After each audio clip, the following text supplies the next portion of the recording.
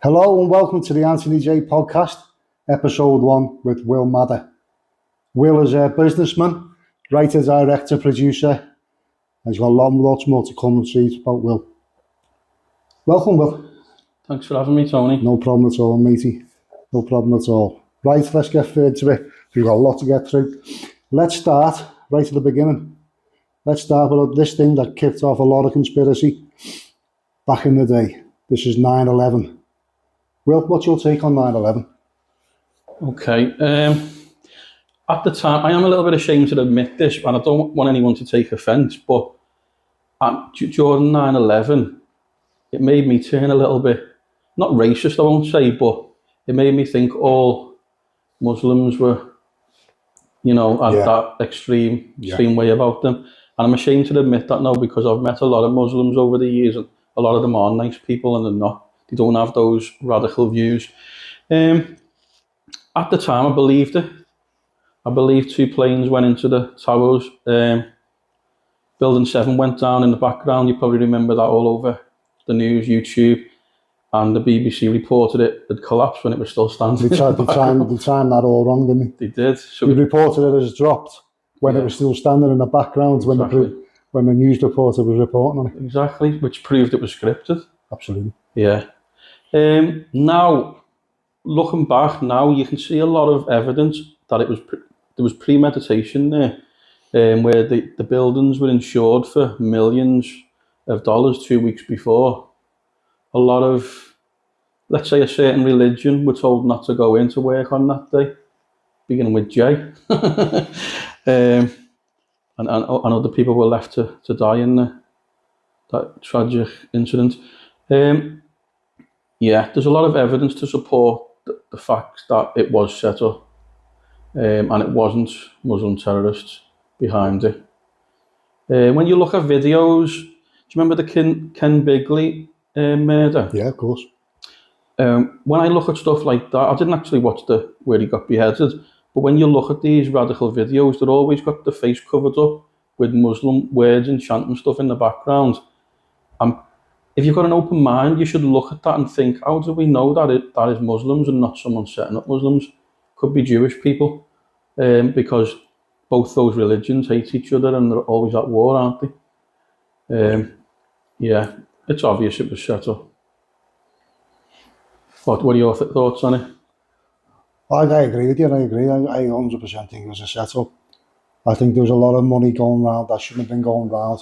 And the Pentagon, when that got hit the same day, there was a lot of paperwork that went missing, something like $3 trillion that went missing, and all the paperwork went up with the explosion. Yeah. I say explosion, I won't say aeroplane, I'll say explosion. Yeah. But I totally agree. That's another thing you just made me think of then, where you said it was an explosion. There was people, witness testimony there on the ground, seeing what was going on. People inside the towers who managed to escape mentioned explosions, and a lot of them mentioned that they didn't see any planes. I think there was only about 3 or 4 people on the ground that witnessed planes going into the buildings. But there's stuff come out now. I can't say whether it's true or not, but it could potentially be that they are crisis actors saying that they've seen planes going in. And the footage we see today, a lot of that looks like terrible CGI. Well, those crisis actors, they've been seen on a couple of different things. Exactly. A couple of different situations where terrorism the same faces. Exactly, yeah. That's it. Yeah. You pick up on these things as you go along. It's like the plane that landed in Pennsylvania. There was no real evidence of a plane being there. No. It's just a divot in the ground. Exactly. There's no bodies or any bits of plane. Exactly. Anything. And what was the other one? The Pentagon. Yeah, Pentagon. It was shown that was the end of a missile, and then the camera cut, didn't it? There was no plane going into one of the highest security buildings in the world. Cameras everywhere. Not one picked up on an aeroplane. No, exactly. It's makes you obvious. Think, doesn't it? Yeah, but the sad thing is, if that had been anyone else, a normal human being, you'd be charged for premeditating all this and planning ahead and put in jail. But it seems that these people who are behind it are part of controlling the police and FBI and whatever else, CIA, and they can't be charged or prosecuted. safety net bit. Yeah. No, there's a lot of outstanding ifs, whys, and buts and maybes with that. Yeah. And a lot of it, we won't ever get to the bottom of it. No. Won't ever get to the bottom of it. So go on, Tony, sorry. There'll be a lot of questions to be asked. As I say, you get to the end of time, it'll never be answered after it. No. Have you heard of a guy called Aaron Russo? No. From you. He was a filmmaker. He made a film called Mad as Hell. And he went on, there's an interview of him, you can still see him on YouTube. YouTube have removed a lot of them, but there's another site called rumble.com. Have you heard of that? No. Rumble.com it's not better than YouTube, but it is better in the sense that they don't censor things. Right. Like facts. Okay. So you'll probably still find them on there. So just look him up, Aaron Russo. He's getting interviewed by Alex Jones, and he says that he became friendly with one of the Rothschild family. You're aware of the Rothschild? Yeah, absolutely. Yeah. And this, I think it was Nelson Rothschild or something like that. I can't remember exactly now. But in his interview, he says that this Rothschild told him about in the future we're going to create a war. It's based on terror, which is no real threat. It's all propaganda. We'll find Saddam Hussein hiding under a cave, which they did, exactly that. But this Rothschild family member, I don't know whether he had some futuristic, they call it a looking glass, I think it's called, where they can see the outcomes of the future. But he also told Aaron Russo that they want to implement an ID card system for the whole world, which so you're getting a lot of this now where they're talking about digital ID. And eventually they're going to use that and then create false pandemics and terrorism to slowly phase in microchipping the world population. And that's quite terrifying, I think. I think the plan is there is to scare everybody into a full sense of security where they will, we'll get all this done and they'll keep us safe kind of thing. I feel like these planned UFO attacks now as well, isn't it? That's it. Yeah. Project Bluebeam. A lot of people have still never heard of that. So I believe it's a CIA thing, but it is called Project Bluebeam, where they are planning to fake a UFO, stage a hoaxed UFO attack on the world to scare the whole world. Even though that sounds far-fetched, it's not extreme. Look what they've just done with the COVID pandemic a few years ago. A lot of people fell for that. A lot of that was utter crap propaganda again. I think COVID was a test. It was a test to see how people would react to such a worldwide pandemic. Yeah, and this is how it works. If a person's consumed by fear, they'll go along with whatever the establishment want them to. There's a lot of evidence coming out again now about the COVID vaccines, and I've seen the whole thing flip, where people who believed there was a pandemic and got COVID jabs, a lot of them have ended up with health problems. A lot of them have died. The ones that are still here, thank God, touch wood, that there's people still here. And back then I was angry with everything that was going on, that people were falling for it, and now I don't, because I understand why they done what they done, why they got the COVID jobs to protect the loved ones and the elderly. So it's not really their fault. And one thing that I've been saying a lot recently is, I'm not going to turn around and go, ha, told you so. Because then that's me being a knobhead and having an ego, isn't it? Yeah, of course. And that's not fair on them, because it's not fair that they fell for it. There was a lot of people scared at the time. Terrified, a lot of people didn't know what to do. Exactly, it's sad. But it's also as well, when you say about people being scared and whatever, they could literally bring anything up. Like the 2730 food shortage crisis that they've supposedly planned. Yeah, so I've got a document there from the Rockefeller Foundation, another popular name, one of the satanic families, one of the satanic 13 bloodlines that we're all aware of these days. Well, most of us are. Some still don't believe. And if you're not aware of it, it's there to be looked up. It should be looked up. And with these satanic families, the strange thing is, even they have a code of ethics. They warn you what they're going to do in advance. And then if people fall for it, they seem to think they've got no karmic debt to God then. Isn't that insane? Yeah, it's crazy. A satanic organisation actually have a code of ethics to warn you. So when you see things like The Simpsons and And people go, The Simpsons predicted this and that, this film predicted this. It doesn't. They're putting it out there to warn us what they're going to do in the future. Isn't it fucking crazy? It is crazy. If you look back at Back to the Future, one of my favourite films, my lad loves that as well. Growing up in the 80s, like you did yourself, it was one of the best films, wasn't it? Of course. If you look back at Back to the Future 1 now, I looked into it because I thought, no, because I'd seen stuff online. And do you remember the very start of the scene where Marty McFly goes onto that retail shopping park to meet Doc Brown? Yeah. That retail park is called Twin Pines, which is meant to be symbolic for the Twin Towers. And the time is 1:16 a.m. in the morning, turned upside down, that's 9/11. And then Muslim terrorists came after them, do you remember that? Isn't that insane? Isn't that crazy? It's crazy, all that. And it's all symbolic for 9/11. But they put things out there far, far in advance so people forget.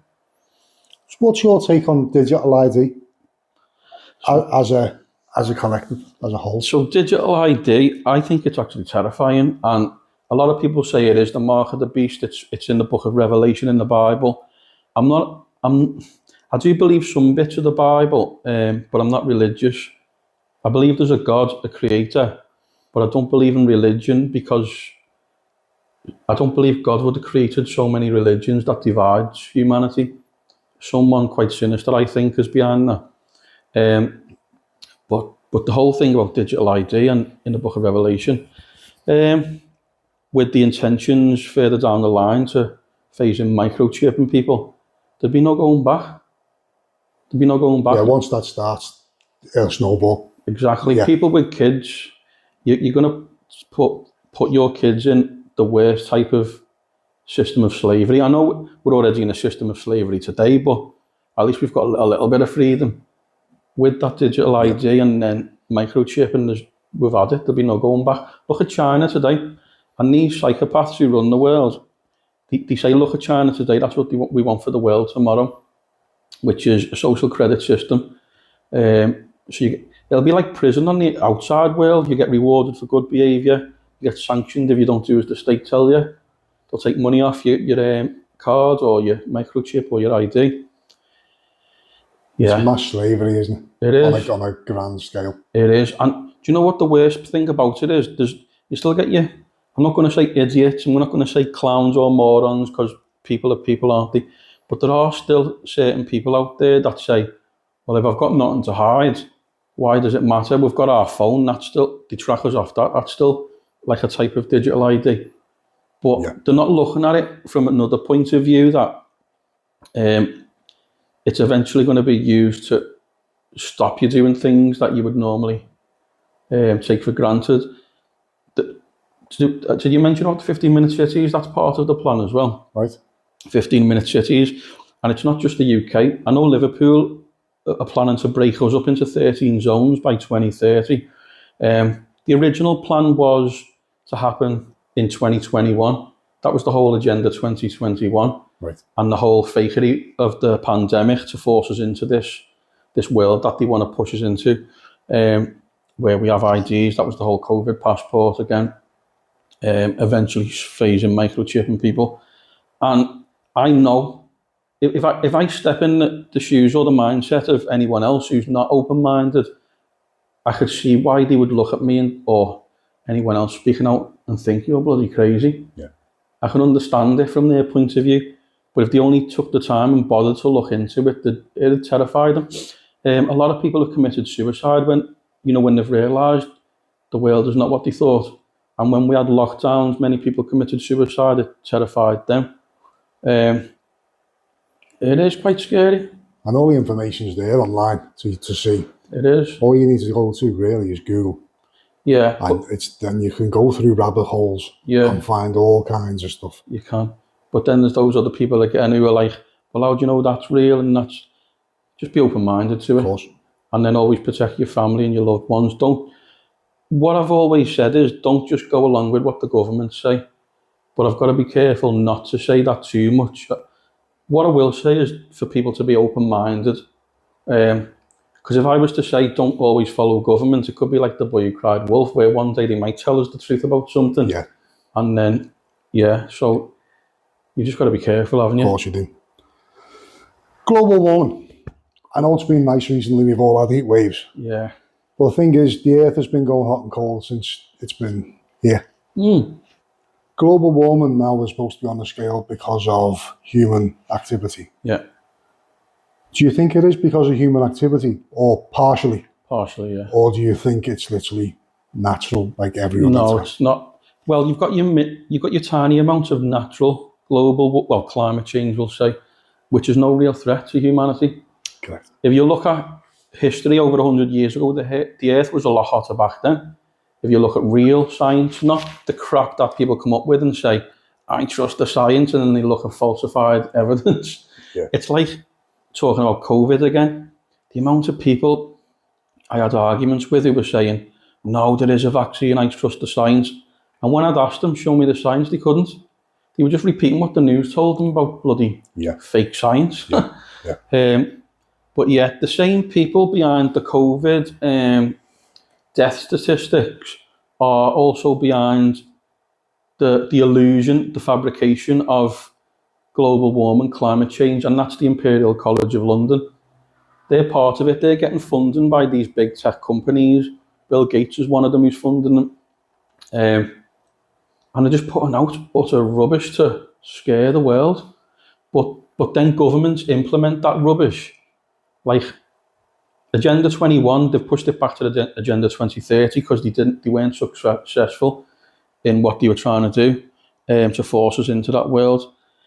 And they've got 10 development goals by the UN, and one of them is it's called Agenda 2030. You can look it up on the government website.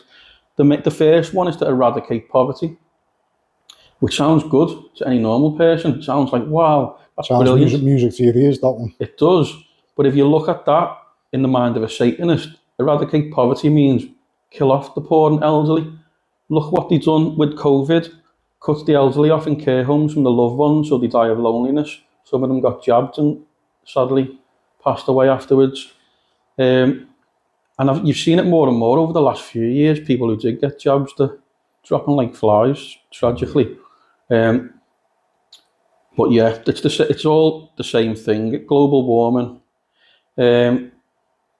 So I think it was 1976, somewhere in the 70s, before our time.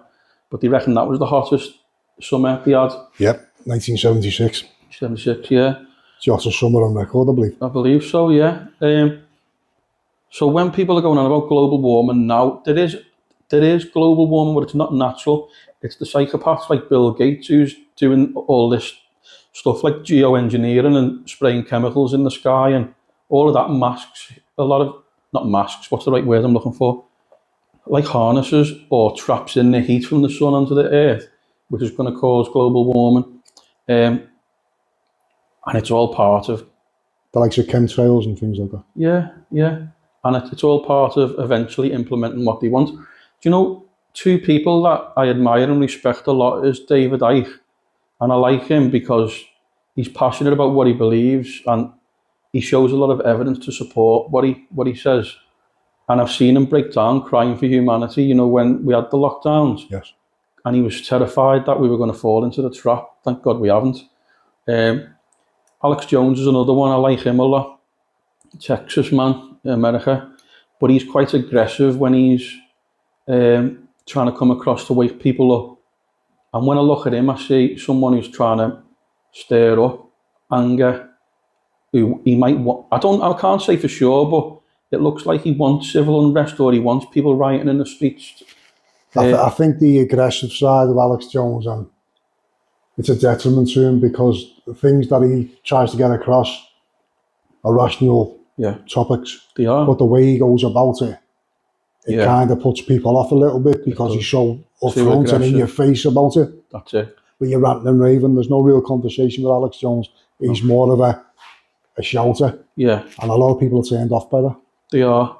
It's like when we had the division with COVID and people like us who are awake to what's going on in the world, arguing with people who believe everything the government tell them. That was a division, wasn't it? Yes. But with Alex Jones, I remember seeing one of his documentaries. I think it was called The Dark Side or The Darkness of Bohemian Grove. Have you ever heard of that? No. in the year 2000, he snuck into Bohemian Grove in the woods in California with a old video camera, obviously back then. And he got evidence of politicians wearing cloaks, shouting out this satanic ritual, doing a satanic ritual, chanting and shouting at this owl effigy that they were burning.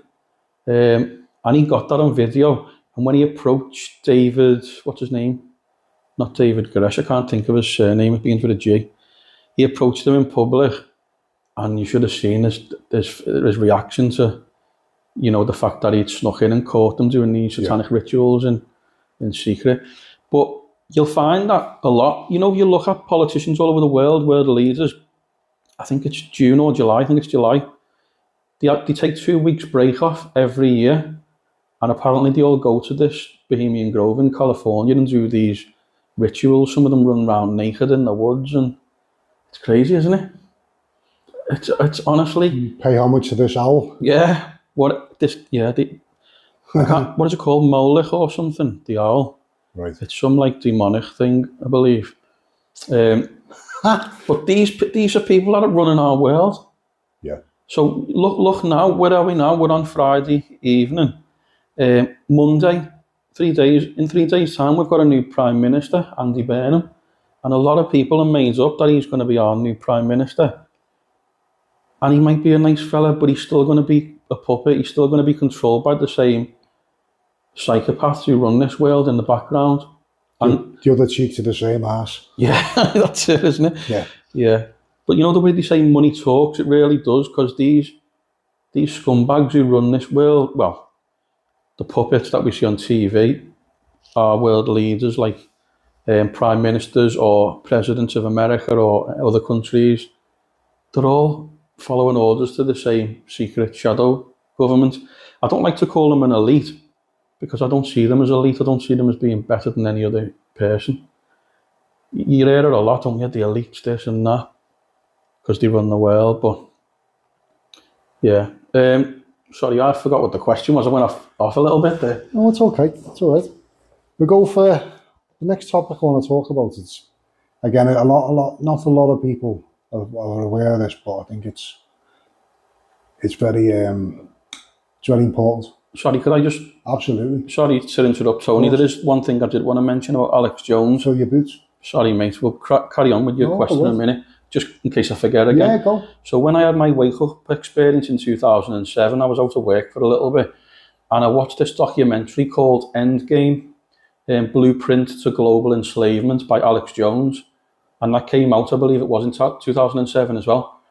And that really woke me up. It starts off boring, black and white, with politicians in history talking about the future of the world. But then when it gets into it, he talks about they're going to use vaccines to wipe out 80% of the world's population. They're going to try and put us all in these prison cities, which is what today we know are called 15-minute cities. Yeah. And the 15-minute cities is basically, they're saying you'll have everything within walking distance of your home.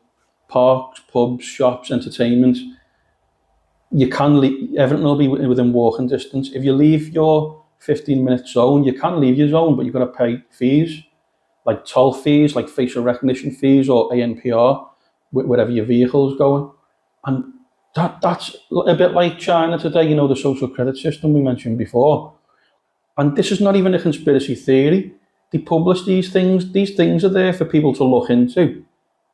But a lot of people are mentally lazy. They don't. They just think, oh, why would our government do this to us? And it's not the government.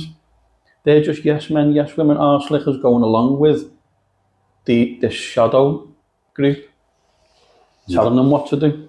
Like using those ULEZ. ULEZ? Yeah. Yeah, the ULEZ cameras that they're putting up everywhere to make people drive slower and have lower car emissions. I can see why it might seem like a good thing to some people, but they're not doing it for the good.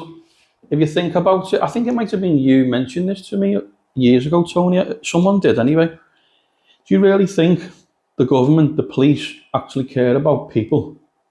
Do you think they care about car crashes and road deaths? If they did, they wouldn't. They'd make sure a law was passed so cars can't go over 70 miles an hour or whatever it might be. But they don't. They want people to go over so they can issue fines. It's all a money maker for them, isn't it? Yeah, business. It is business. They don't care about the loss of life.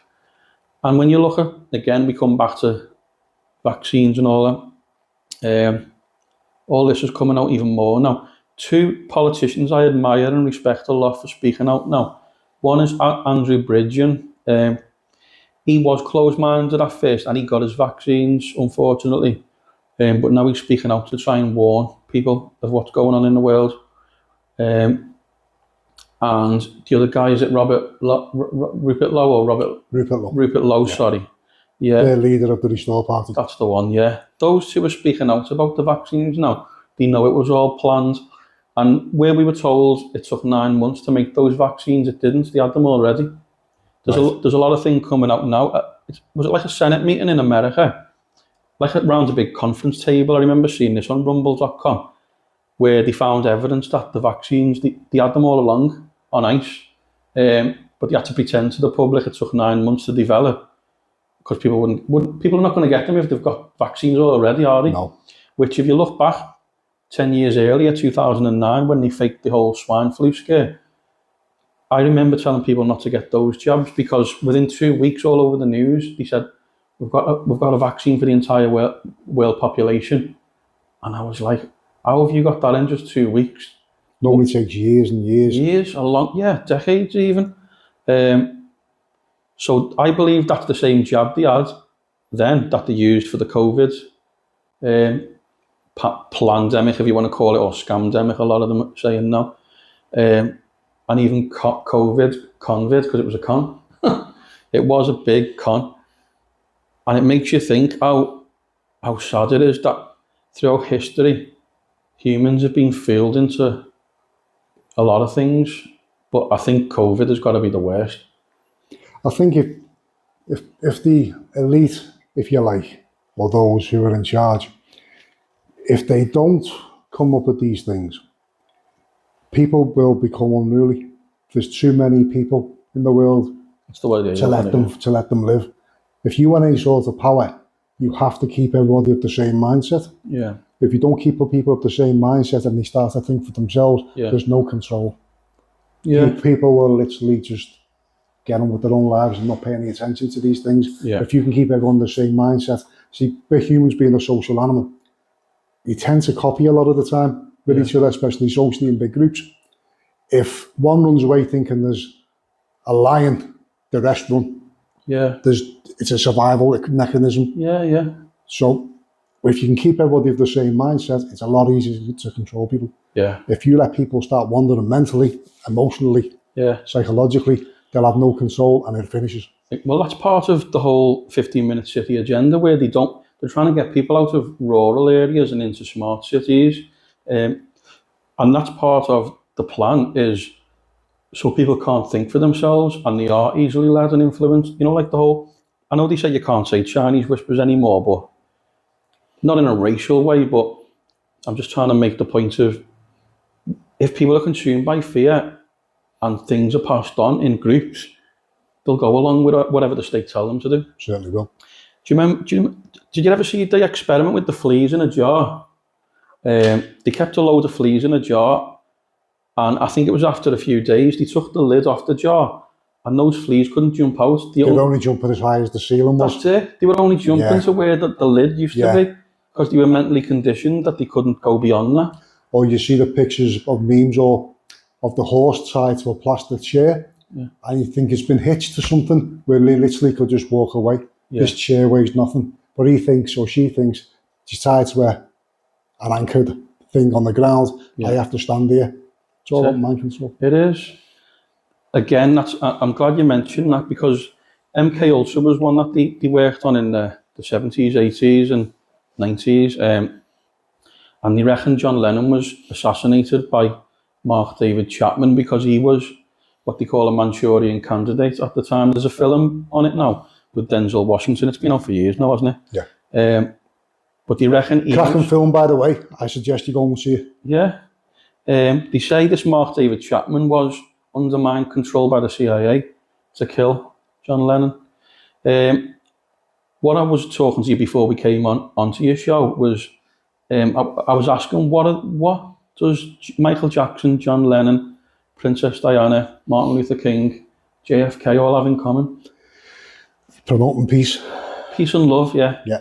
They try to make the world a better place for all of humanity, and they get bumped off for it. So if that doesn't open people's eyes to what's going on in the world, nothing ever will. There's a, have you ever heard of a Russian agent in the 80s? He was a defector. He broke free from, I think it was the KGB at the time, Yuri Bezmenov. No, not familiar. He went on an interview on an American TV show, and he said the reason people are the way they are today, and it'll take 20 years or more to wake them up to reality, where a lot of us are awake, thankfully. Sure. But he talks about in the 50s, 60s, 70s, people were demoralised through the education system.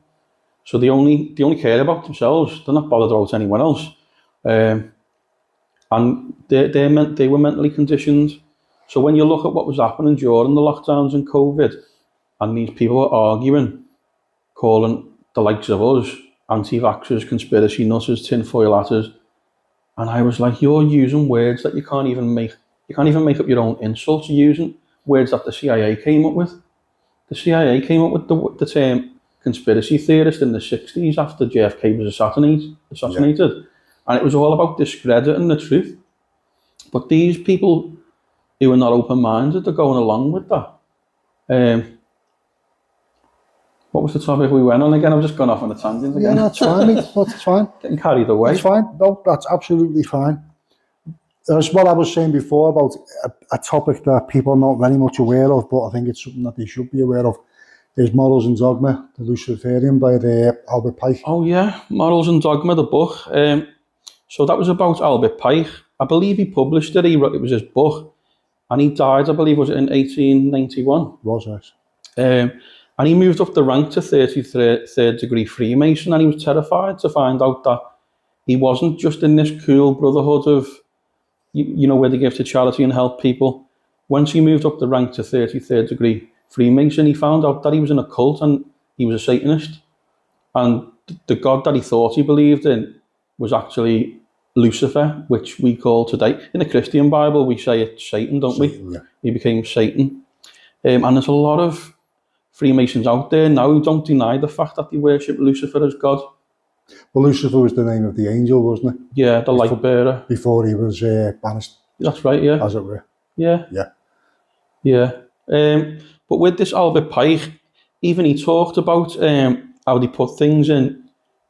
I know they didn't have TVs and news media and all as such back then, but they had books and other types of ways of getting through to, you know, newspapers, large amounts of public, yeah. Late 19th century, there was newspapers. Yeah. But even in that, he explains how they use media to warn the public what they're going to do. You know, where we said before, they have to warn you what they're going to do in advance, and then they believe God can't judge them after this life if you fall for it.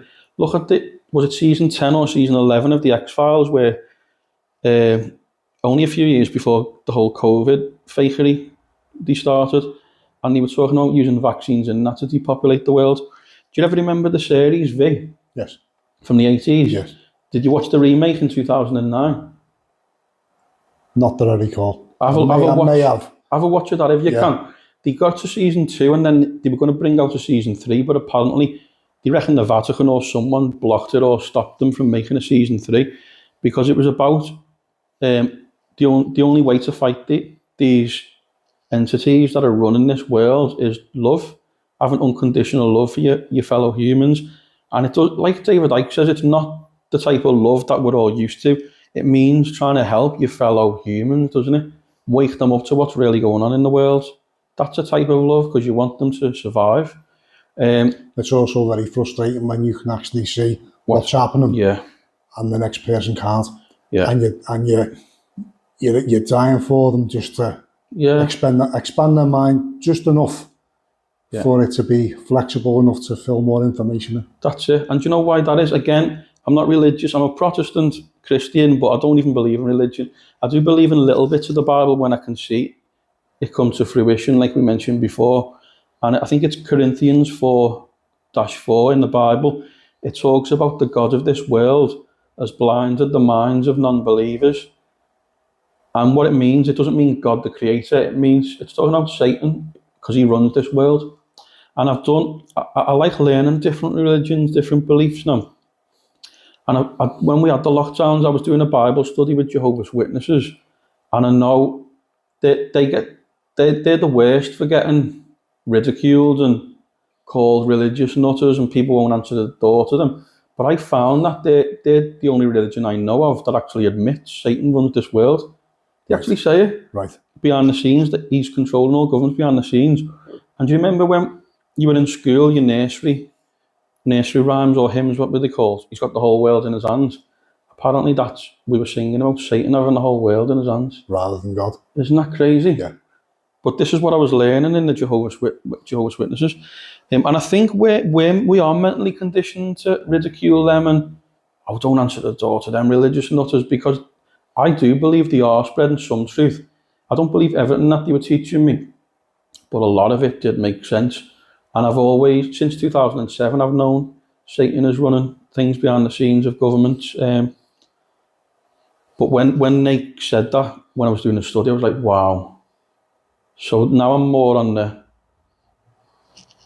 more with Jehovah's Witnesses than any other religion, I think, because they're actually telling some truth. But again, I don't believe everything they tell me. Fair enough. Yeah. Bill Cooper.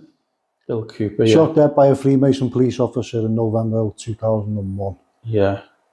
So Bill Cooper, so it was not long after the 9/11 Twin Towers attacks, wasn't it, in New York? Yeah. William Cooper. So he was one of the people before David Icke and Alex Jones and all these other people that are speaking out now about truths around the world. He was awake a lot long, but I think he did work in government for a while, William Cooper, and he was trying to wake people up for a long time.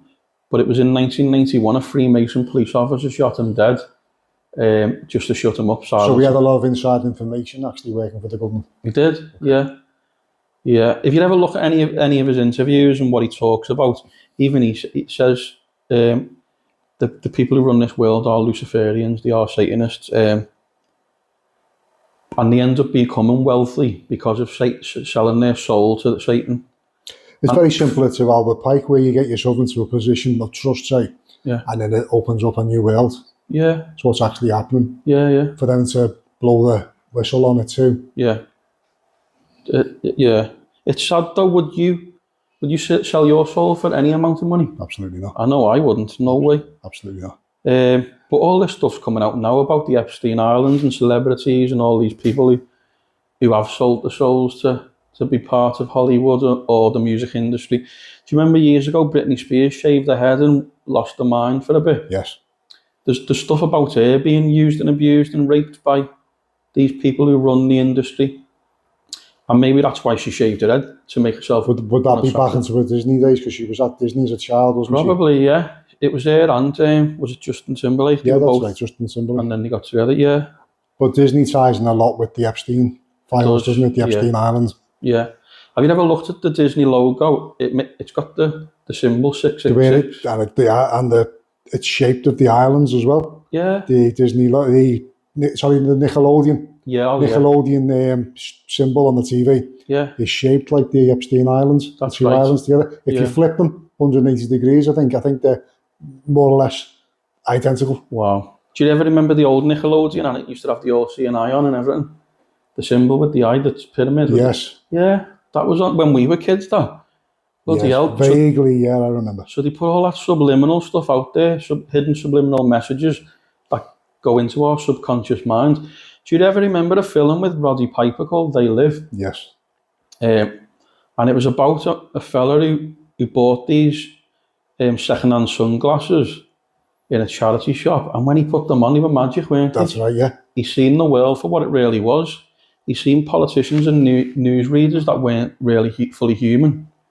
Yeah. And he looked at billboards and advertising saying, obey, you must buy me, follow authority, obey rules, all this stuff that he couldn't see when he took the glasses off. And do you remember there's a scene in that where he has a fight in an alleyway in an entry and there's all these drones flying around? Yes. There was nothing like that back then. How the hell did they know we were going to have drones? Yeah. wow. Again, they're putting these things out there because they know what they're planning for the future. And it's only if we all stick together collectively and say, no, I'm not going along with it. Then Strength in numbers. it is. Yes. Then we win. And we always win. Throughout history, we win if we stick together. It's only with the odd, again, I don't want to call them a clown, a moron, an idiot. It's the ones who think along the lines of, well, if I'm not doing nothing wrong, I've got nothing to hide, why can't I go along with it? Or my phone's tracking me anyway. So what? Why would you want to give away your basic rights and freedoms that you'll never get back by going along with something? It's executing your liberties, basically. It is. It is.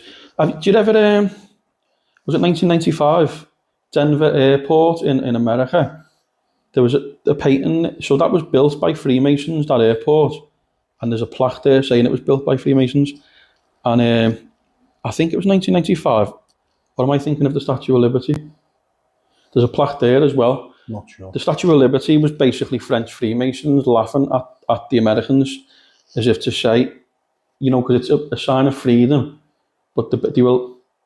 I've watched documentaries on it where they're saying that they were laughing at the American people, saying, we own you, you're not really free, even though it's symbolic for freedom. But in the Denver airport, I think they've only just recently removed a painting where it was showing this evil type figure, looked like a Nazi type figure with a wartime gas mask on, but he had an Arabic type sword. And there's all these dead children in coffins. This was a painting on display in public at Denver Airport. This was. Wow. And it was meant to be something to do with them putting things out there, what they want, what they're telling us is going to happen in the future. Some new version of Hitler, whether it's Russia or whatever. But yeah, thank God they've removed that. But when you look at Russia, I don't think there's any real threat of Russia. And even Putin speaking out now saying about the elites in Europe who run the world, they are Satanists, a lot of them are paedophiles, harming children. And I'm not saying Putin's a good person. He might have done things in his own country, but why do we have to get involved in that? Do you know what I mean? But it's very easy for our media to say, look, he's the baddie. Yeah. And then everybody and do you know why? thinks he's the baddie. Do you know why that is? Because they're trying to start wars for nothing again. They're always trying to justify a reason to have a war. Yeah, it's a justification of their own actions, basically, their own decision making. It is. And then they fund both sides of the war anyway and make even more money. And then innocent lives, armies. Just mercenaries. That's it. But, so Putin, there was something I was going to say about Putin then. Mind block, sorry, it'll come back to me. Right. Phil Schneider died in 96. Phil Schneider, yeah. So he had a high level of government clearance and he built in the 60s, no, in the 70s, sorry. They call them DUMBs, deep underground military bases, and he helped build them in America, in the Nevada desert, New Mexico, and a few other places. And he done a big speech in 1995, just before he was murdered. I believe he was murdered by the CIA, I can't prove it, but it's obvious when you look at that interview that he done. And he was talking about there's an alien race that works deep underground. I think it was level 9 down underground with the American government. And they look like these reptilian entities. You know what people talk about today? Yeah. David Icke has talked about it for years. And he got ridiculed and laughed at because it does sound crazy. He originally spoke about it on Wogan, didn't he? About 1985 maybe. Yeah. And everyone laughed at him that day, didn't he? Yeah, because they said he was saying he was the Messiah and he was the second coming of Christ, which he never even said. Terry Wogan asked him and he carried on with his talking and went, yeah, but you've got to... And they took that as he was saying he is Jesus, which he didn't say that. He did go back onto the Terry Wogan show before Wogan died a few years back. And Terry Wogan apologised to them for that. And a lot of people now know today a lot of what he said was true.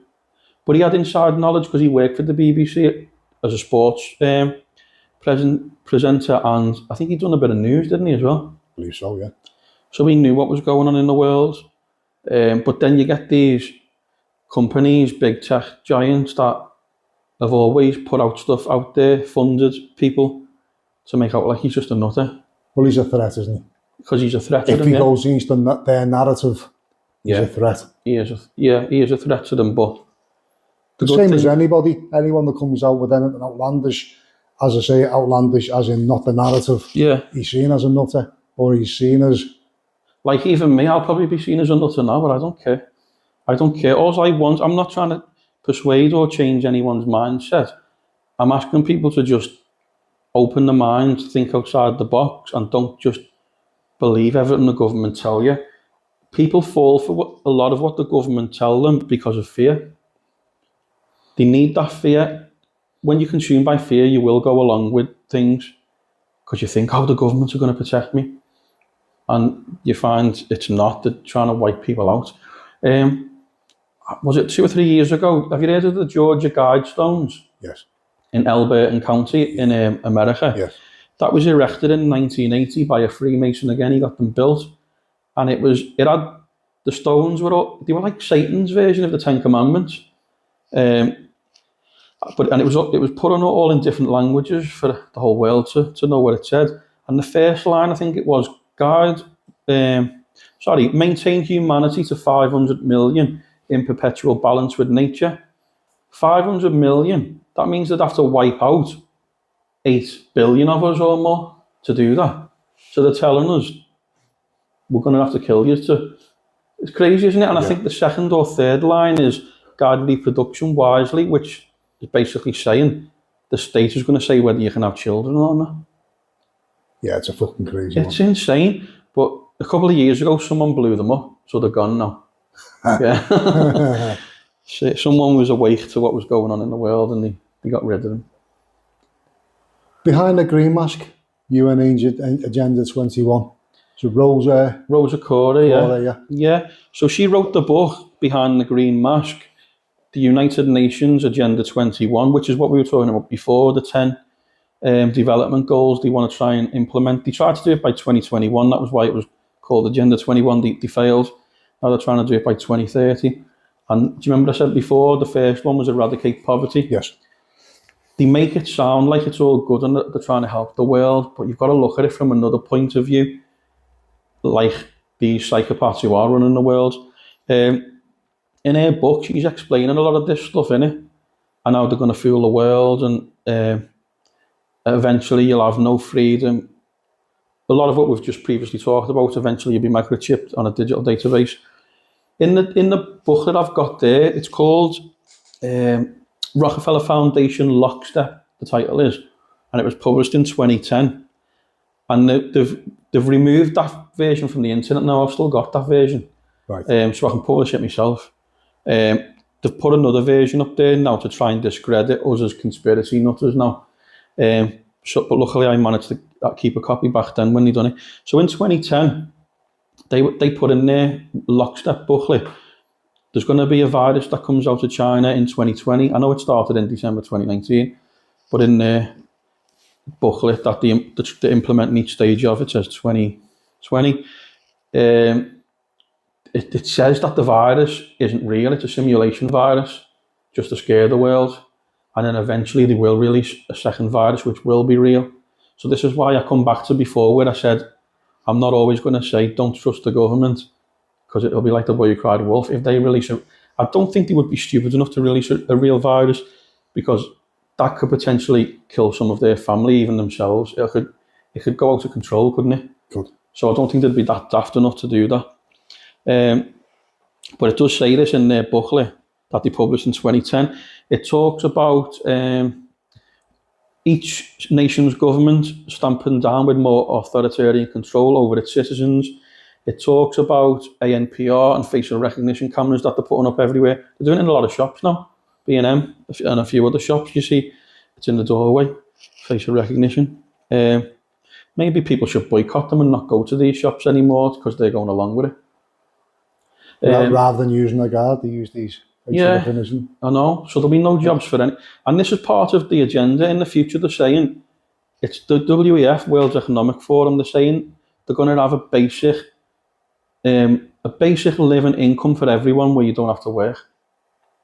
How many people do you know that would say no to that? People are lazy, they'll naturally jump on it's survival mode, isn't it? If people think they can live for the rest of their lives comfortable without progressing, without paying, they'll do it. They will do it, and they'll be lazy. I won't have to get up to bed to go to work, get out of bed to go to work. But that's where you said before, the whole COVID lockdowns and the furlough payments, that was a test for it, to see how many people, and people loved it. But they're not looking at the bigger picture of why they done it and the reason behind it. And so many people will think, that's a brilliant idea, I won't have to, I'll be on this income. Like David Icke has always said, that'll be a pittance. It's not going to be mega money. Just enough to survive. Enough to survive. It's a bit like the national minimum wage. Yeah. Before, years ago, they used to have your room and board for your labour. Like when you worked on farms, I'm talking years, 500 years ago, they never actually paid you. They paid you in food and keep. And give you a bed for the night, but made you work. Nowadays, they pay you just enough so you can progress. It's enough to feed yourself, feed your family, and have a bed for the night. That is it. It's exactly the same thing, but now they give you it in currency. Just enough for you not to progress in life. That's it. And you know, the way you have every day is the same. It's like Groundhog Day. And every year you get the odd holiday. You're working all the hours.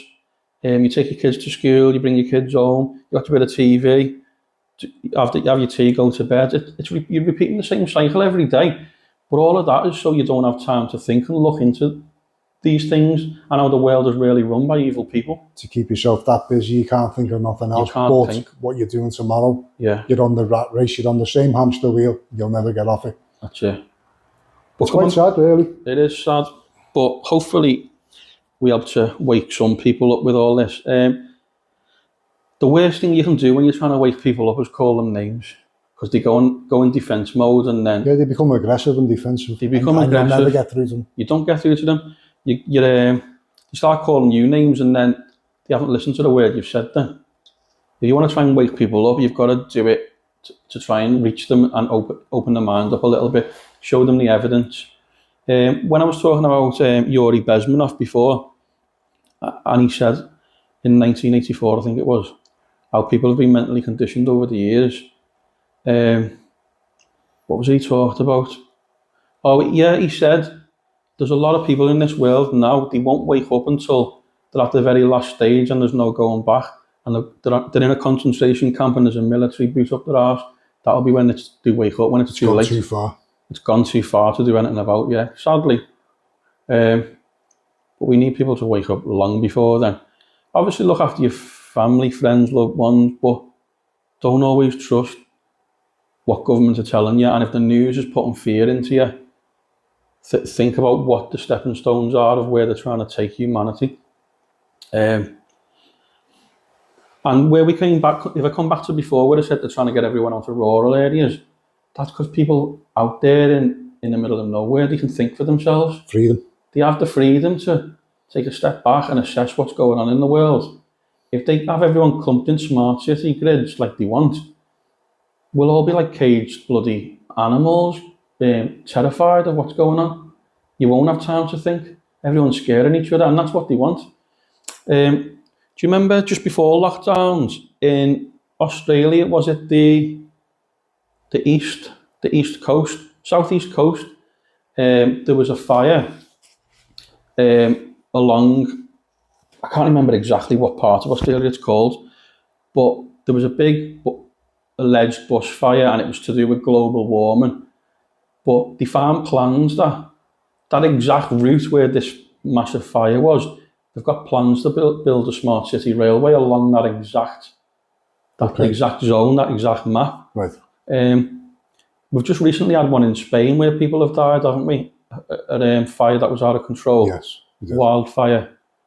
But a lot of that, there's evidence that have came out about people who are working for government agent departments who've been caught on these little scrambler bikes lighting these fires. They've been caught on camera and then they speed away.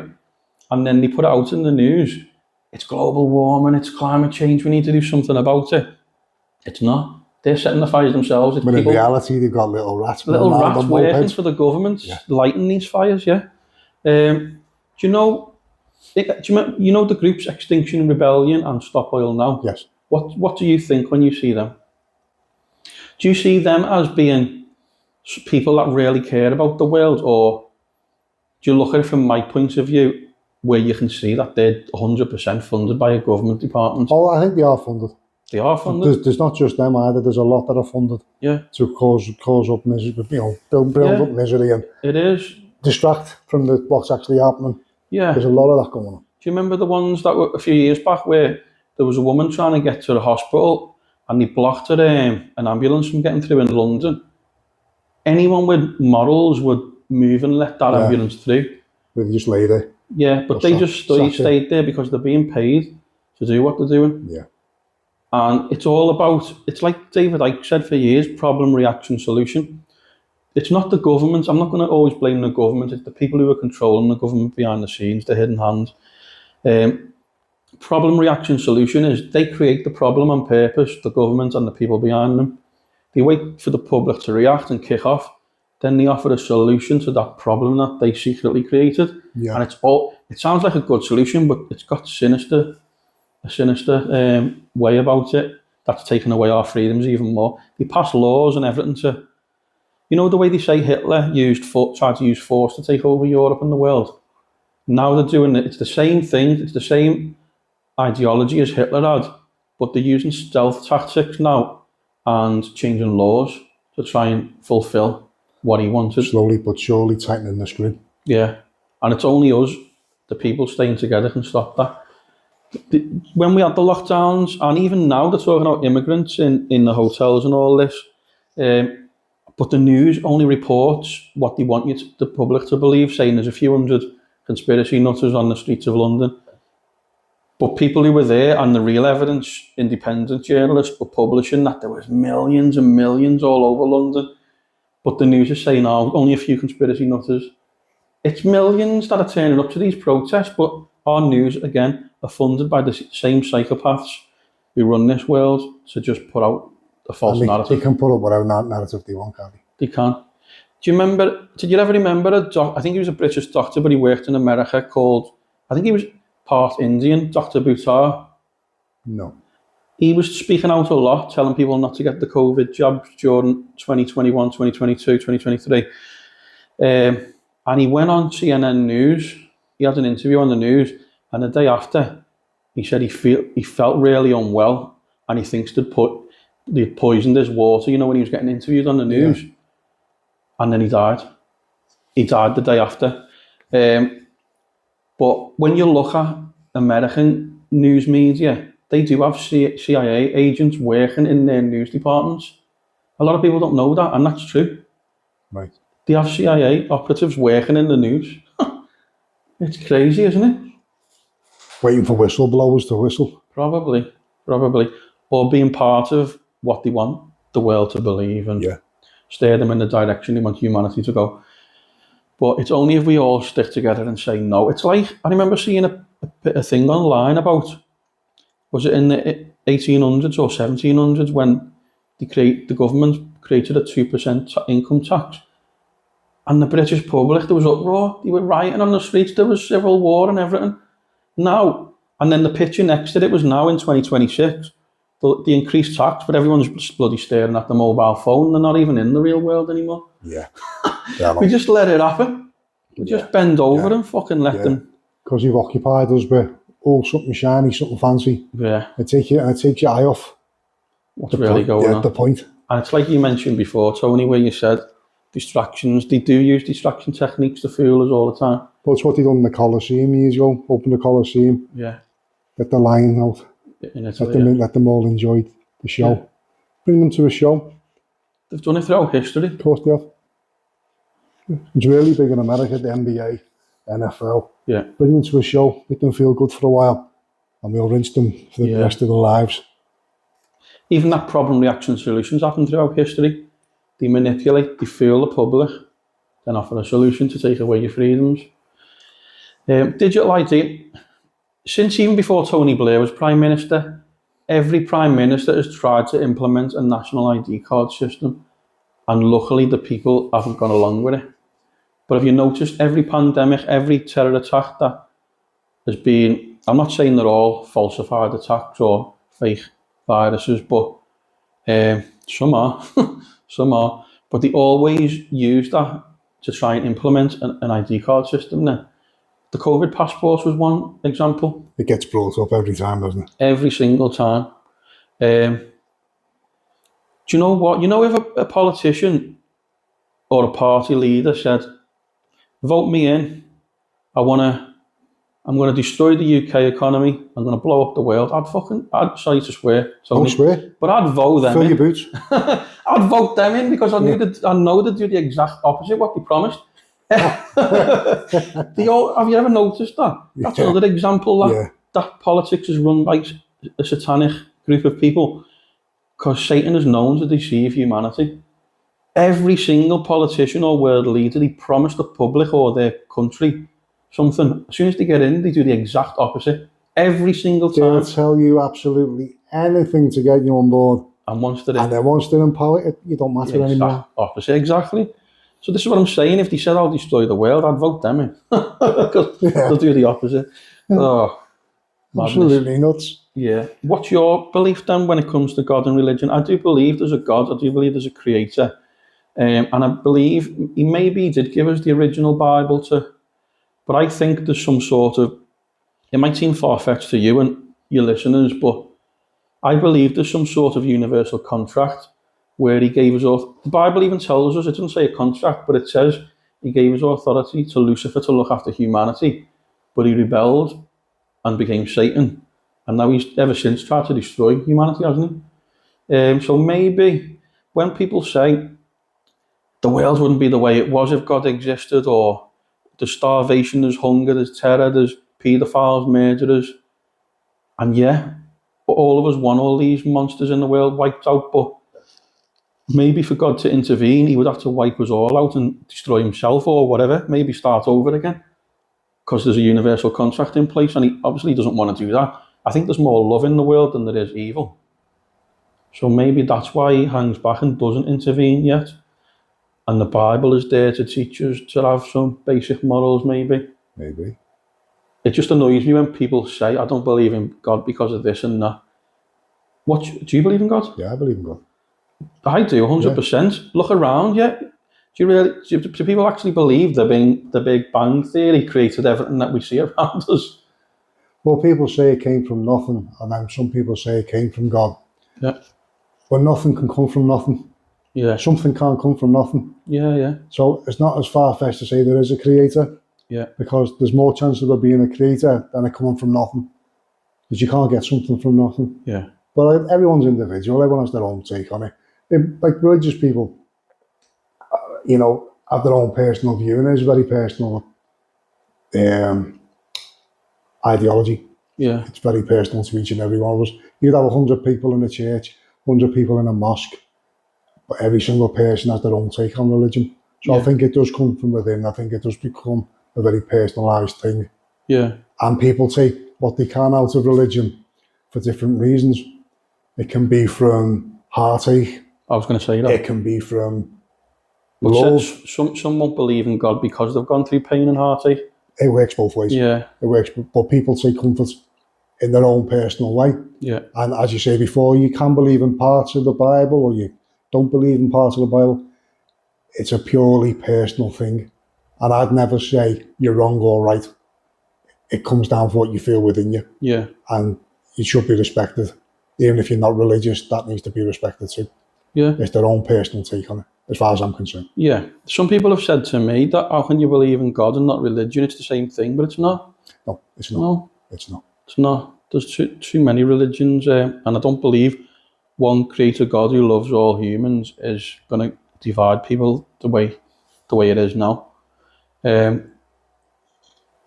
Yeah, I do. Yeah. Did you ever? You see you're a painter yourself, aren't you?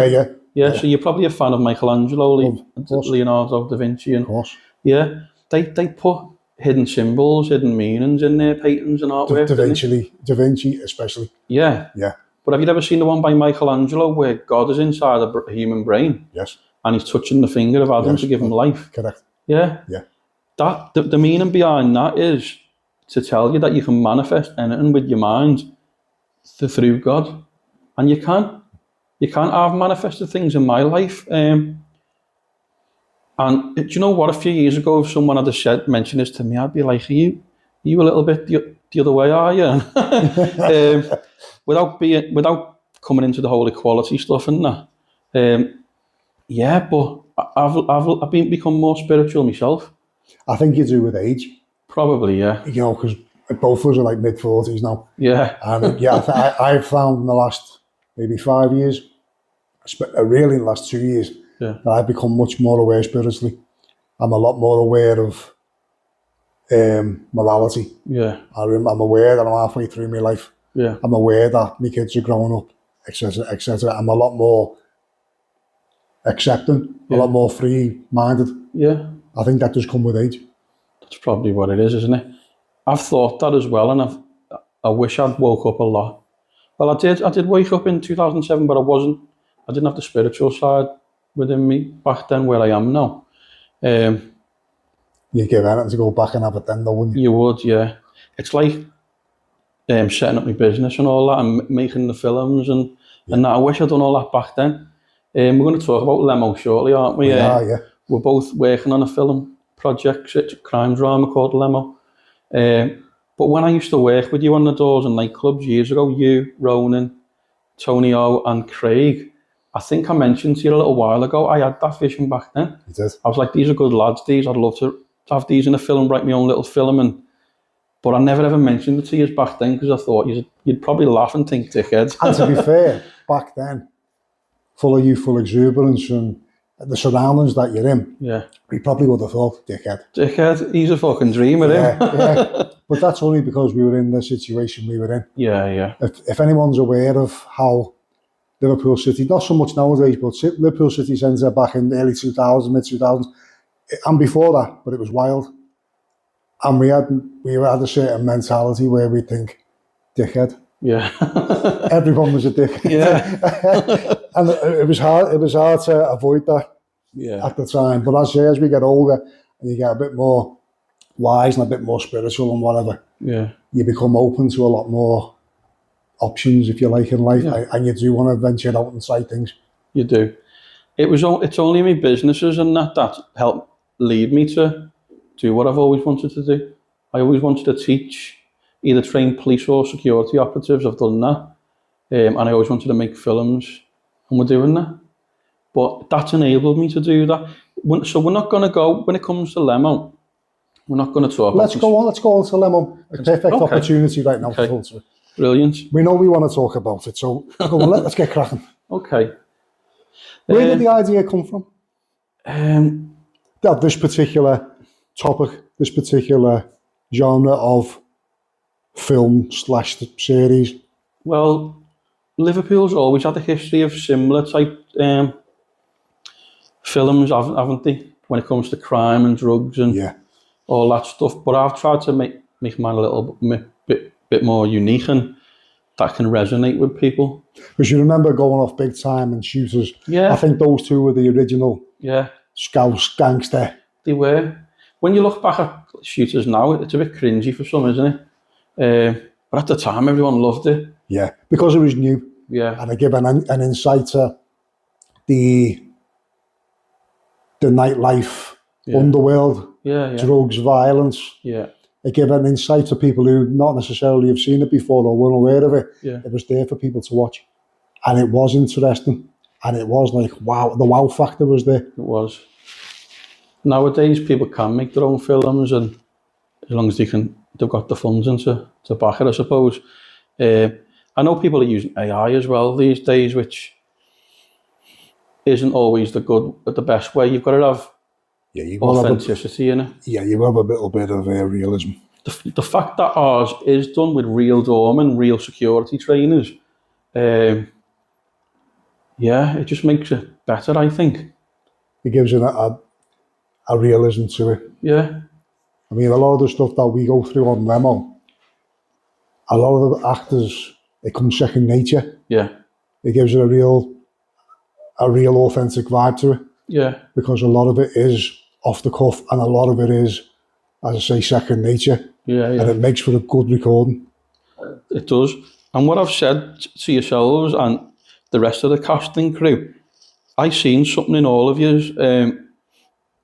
You know, when I got you involved in the project, and you have all said how much you appreciate the opportunity and that, but Oh, I do, yeah, 100%. a lot of I yous mean, do. since we first started this, been great. over a year ago now, wasn't it? We Yeah, first done our first scenes. Yeah, My appreciation and my, what's the word I'm looking for? Yeah, my appreciation and my understanding of film, TV recording, I never used to have that. no, But now that I have an insight from it, yeah, I absolutely fucking love it. yeah, yeah. And I can't wait to do the next one. I know. And Everyone's excited. And I know I fire things at you, like I have ideas for things and I love that though. such. Even if I do things in the script or filming, where the rest of the cast and crew think, what about doing it this way? I value that. I want people to give me their input. You're open for suggestion. Yeah, yeah. I'm not going to take offence and go, cheeky little, that's my script and you're trying to tweak it and do that. I want it. Yeah, yeah. I don't think that way. You know me better than that. I know. That's why I'm comfortable firing these things at you. Yeah, and if you turn around and talk to me and say, no, I want it that way, cool, we're doing it that way. Yeah. That's no problem at all. But I'm glad. I'd like to think I have the confidence to go, well, what about this? Yeah. You go, no, I want it this way for this reason. I'll go, cool, let's go. Yeah, yeah. No problem. It makes it better that there's input from everyone. Of course. And I don't want it to just be about me. I want it to be a group thing. Well, we got a good crowd, haven't we? We have a brilliant crowd, and everyone's invested. Yeah. And everyone's professional when they're there, and we get the job done. And it's brilliant. Not everyone's sharing the project. You are, Tony O is, Martin. I like to Juliet. think I share. Yeah, you do. Yeah. Which I'll never forget that. And when it is successful, because I know it will be, I never forget people. I remember Craig, who isn't involved in this project. I'm going to try and get him in one of the next episodes. He'll be in it. I'll try. But I'll lean on Craig, don't worry, we'll get him in it. We're going to sponsor his football team again soon as well. But him and Tony, I lost my door badge years ago. Only over a minor thing. It wasn't a crime, it was a civil thing. And I got it back in the end, thanks to Tony O and Craig. And I've always told them I've never forgotten them for that. I see them as a good friend for what they've done for me there, because I was out of work and I had nothing in the early 2000s, and it was thanks to them who got me my badge back. And I've always said I want to do something for them to thank them and show them your appreciation and get them involved in this. And I know Tony O was loving it. He is. Tony's like me, he can't get enough of it. I know. And he's keen as anything. He is. And he loves being on set. Yeah. And he does a good job too. He does because we're all busy doing other jobs as well. I wish we'd done it more often, but it's every now and then we set it. It's such is life. Yeah, yeah. But we will get it done. We'll get the first episode done. Yeah, that's what I'm looking at, because I've got the ideas for the other episodes, but I want us to all probably sit down then and, write the scripts together. Yeah. I think that'll be better. That's something to look forward to. It is, yeah. I've got the storylines already for the others, but we want this episode 1 finished first, which is more like a feature-length film. So when are we looking to get that out? Well, my plan is the 20th of December 2026, but I think it might not come out that date. It might be pushed back till early 2027. But we'll try our best to get it out for December, just before Christmas, seasonal type thing, isn't it? It's normally better around that time, isn't it? But absolutely. We'll just do what we can do. But believe you me, everyone who's listening, it'll be worth the wait. It will be. Because I know I've shared little snippets and the lads have and the girls have and whatever. Do you know what I've done now? I haven't shared the script with the cast fully, have I? No. And everyone's trying to guess what's happening next, and it's making it more fun. We're in the dark. We're in the dark just as much as anybody else. Yeah. You only get to know your own scenes. And to be fair, I love it. I don't mind it one bit, because I think if we know everybody else's part as well as our own, it'll ruin be too much. Yeah. I think it's trying to think too much into it. Whereas what we do now, we know our own stuff and the part we're involved in, that's just enough. It is. And we can concentrate on that alone. Yeah. John Ech, he messaged me a little while ago and he was like, this is brilliant, this, I can see where it's going now. I've been trying to guess for ages because you don't give us the full script, but it's making sense now to me where it's going. And Juliet, who's just come on board and done a few police detective scenes with us, she's came down from Yorkshire. She's asked for the script, but I've explained why. But she's loving it as well. And Juliet's brilliant. She's been sharing it a lot, Lemo. And Martin's been excellent. He's really supportive of the project. Richie, Matty's doing his own film projects, isn't he? Yeah, he's doing quite good. Yeah. So Matty's involved with a lot of things. He is. As a writer, as an actor. Yeah. I mean, Matty's had parts that he's produced, written, etc. He's got awards on a European level. Has he? Wow. Yeah. Because Matty's flying. Yeah, he's been helping us a lot. And I love that about him as well. Because when he's like helping with the cameras and that, the people that we've got on the cameras, I was like, I hope they're not taking offence there, because I'm glad he's trying to get involved and make it right for us. No, for someone who's experienced as Matty, I think it's invaluable. Yeah. It's brilliant to have him on board, someone who's been there, done it. Yeah. And he's such a great lad to have around as well. Yeah. And he does help. He helps you. Yeah. The plan for this episode 1 about the 2 rival gangs in Liverpool, I've already spoke to you about this, and you might think it's far-fetched, I don't know. We do end up in New York in episode 2. And I think you thought I was just going to do something with AI or something like that, didn't you? Yeah. No, I asked you, didn't I? I said, how are we going to do that? You went, get on a plane and go. Yeah. Simple as that. No problem. Come on. I'm not going to fake it. I want it to be real. And yeah. Because I've got a good storyline for episode 2 there as well, where you go over with I'd get you to take my nephew to keep him out of trouble because he's hanging around with local rats, and I just want you to look after him, just take him away for a little while you do a little job over there for us.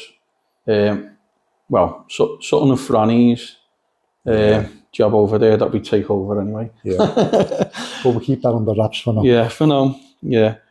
But we are looking to get Lemo out late December, early 2027. Yeah. And honest to God, you will absolutely love it when it comes out, everyone. Honest to God. Yeah. Anything else that we needed to mention? No, I'm good. Yeah, we've done all good, haven't we? I'm good, mate. Too bad. An hour and 15. Is it? Crammed it all in for an hour and 15. Yeah. Brilliant. I'll take that. Yeah, that's sound, that, amazing. Right, well, thank you very much for being on episode 1, mate. I've absolutely loved being here and getting it done. Thanks for having me. No, honest to God, it's been an absolute pleasure. Cheers, mate. Oh, hang on, Tony, before we go, sorry, there's one last thing I need to mention. Coming back to conspiracy, realism, not theories, by the way. In the Rockefeller Foundation document that I've got, it talks about a food shortage crisis in the world between 2027 and 2030. And it makes you think, how would they possibly know that unless they're planning it? Yeah. So I try and get people to take that on board and try and plan for that. Whether it's stock up on food, or if you've got a garden, go back to the old-fashioned way of growing your own fruit and veg if you can. Allotment type. Yeah, because if they're planning a food shortage crisis, people are going to be killing each other to survive. So people need to take that seriously. And it's the fact that they've got a timeline on that Rockefeller document saying between 2027 and 2030. It's impossible for them to predict that unless they're planning something where we're not going to have access to food. Look what happened with the lockdowns. People couldn't get bog rolls. Imagine that with food. There was chaos over pasta. Yeah, people will be killing each other. So plan ahead, stock up on food, tin food. I know it's not the best and it's processed rubbish, but at least you'll survive with it. It'll keep you alive. Yeah, and you can stock up for years with pastas and tin stuff. If you've got a garden, learn to start growing stuff. We mentioned before about I think we mentioned briefly about the planning a staged UFO attack. There's a lot of NASA scientists recently that have died in mysterious circumstances or allegedly committed suicide. And even the TV presenter, what's his name? David Wilcock, he was always on Ancient Aliens. He's mysteriously died recently. There's there's a belief that some of these people were working on UFO technology and they've been bumped off by government departments in America, whether it's the CIA or NASA, whatever it might be, because when they do fake a UFO staged attack on Earth, these people, if they were alive, they'd speak out and say, no, we helped build that technology. So people were terrified when it came to COVID, the fear that the campaign that they put out there. If people are going to see UFOs in the sky, laser beaming, shooting buildings, and that's going to be the worst type of fear. Can you imagine? Yeah. But they're not going to be thinking There's it's going to fake. be blind panic. There is, and they're not going to be thinking it's fake. It's the CIA. They're going to think it's real aliens. Survival will take over, and they'll do anything to survive. And in the Bible, again, it's mentioned where it says in the book of Revelation, God and his armies, when they come to save humanity, our armies will turn and fight against God and his angels. I think that's why they're going to fake this UFO attack, Project Bluebeam it's called, if you want to look into it. So when God and his angels do arrive, we're going to think it's another staged alien attack and we'll fight. So people just need to be careful and don't try not to be fearful and be consumed by fear and fight. The best way is to just assess everything. Don't react with fear and panic. And try to stick together collectively.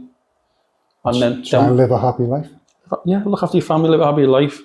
And the most important thing is what we always come back to is unconditional love, which is looking after your fellow humans, trying to help them, support them, and wake them up to the terrifying reality that is the people who are controlling this world. Yeah, that's it. Thanks, Tony. William, it's been an absolute blast. Excellent, mate. Thank you for having me. Thank you. And thank you for listening, everyone. Bye-bye. See you soon, mate. Bye-bye.